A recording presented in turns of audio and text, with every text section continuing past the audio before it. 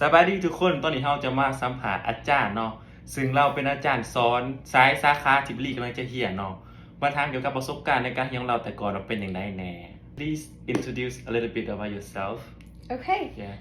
My name is Catherine Martin. I am an associate professor at Southern Illinois University in the School of Languages and Linguistics. And I teach in our master's program for teaching English to speakers of other languages. That's my major. Yes, very good. All right, so I have some questions to ask Okay. you today. So let's begin with the first one. So I want to ask you about your experience before, what topic did you research while you were pursuing your MA in linguistics? Okay. So I entered graduate school thinking that I was going to study working memory and cognitive differences and how they affect people's learning abilities. And then I got my first experience teaching English as a second language in an intensive English program, and I completely changed my topic of study. Oh, that's why. Because I had the experience of working with students from different language backgrounds, and I found that students from different language backgrounds had different challenges that they had in the classroom.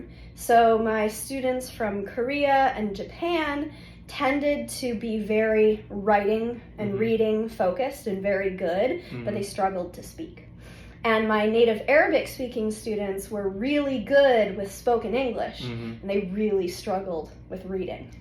And I had studied Arabic before, so I got really curious about how students' language background influenced their process of learning to read in English.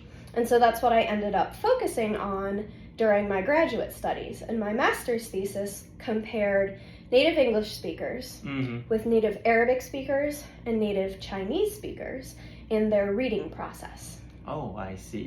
So your first group of students were international students? Yes. Oh, that's pretty cool. All right, moving on to the second question. What journals did you use for your research? I use a wide range of different journals. Some of the ones that I use most include Studies in Second Language Acquisition, Language Learning, Bilingualism, Language and Cognition, and I would say Applied Psycholinguistics. Those are all journals that I use all the time. I see. And I want to know what reference style did you use and where or on which website can I find the reference and guidelines? So most TESOL research uses APA style. Oh, yeah. Yeah. And APA, they have a book that is published, but they are better now about having their own website where the APA actually gives examples of how to use different citations or do citations of different types. And Purdue OWL is a fantastic website for everything related to citations and how to do citations. All right, okay. I'm going to check it out. Yes, yes. Purdue OWL is a top recommendation. Yeah. How many classes do you have when you were in graduate school? Like, is it many classes per week? I think it was usual to take 3 classes at a time. Sometimes I took 4 classes. It depended on if I had a funding assignment.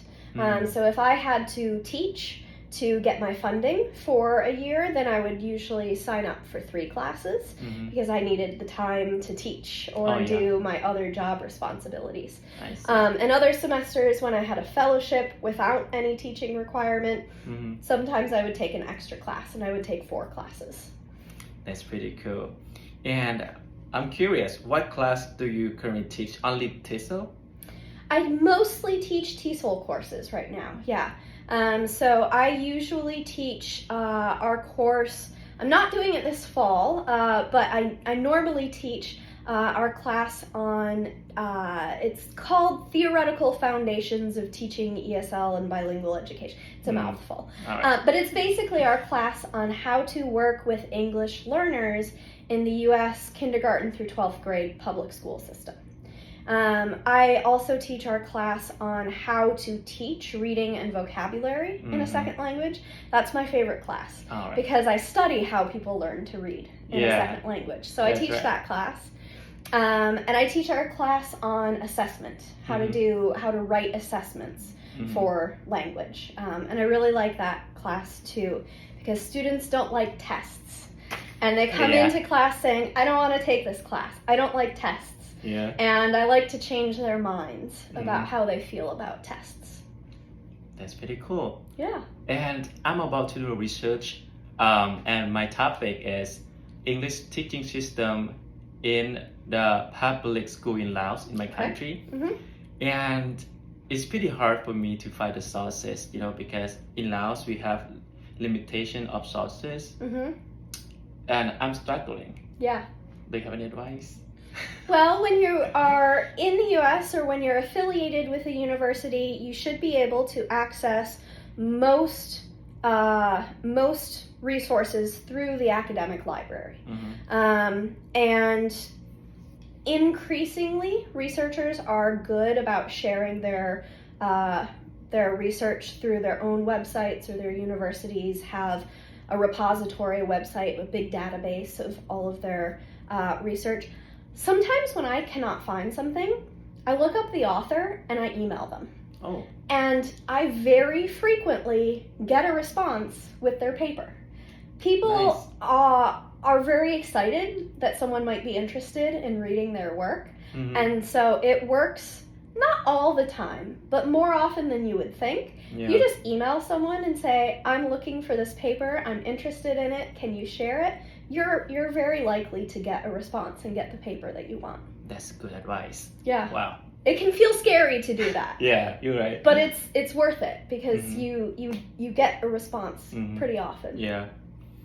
Do you think you were a good student back then when you were in graduate school? I do think I was a good student. Yes. Right. Yeah. All right. So I want to ask you for recommendations about how can I get the good grades. My number one piece of advice for getting good grades is advice my dad always gave me. Read the problem.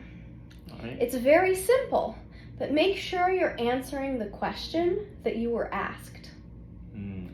It seems very straightforward and obvious, but often, especially in graduate school, we're thinking of so many things and we have so much going on and we're learning complex things. Can be easy to get sidetracked or to end up focusing on something that is not what you're supposed to be focusing on.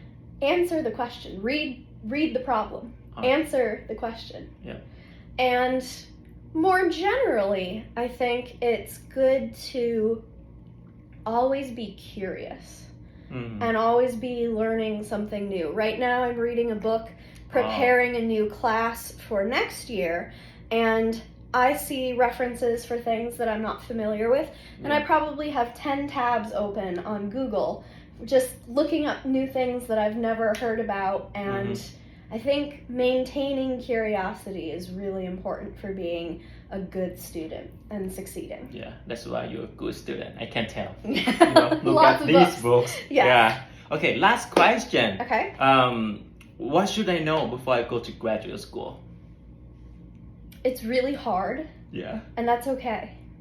All right. I think the people who go to graduate school usually are the students who are really successful. They've been really good students. All right. They're very successful, and they're used to being successful, and they're used to being good at things. And graduate school is another level of difficult. And sometimes students are not ready because I'm so excited right now. because it's hard. Yeah. And they're not used to things being hard. So I think being okay with things being hard and go to office hours.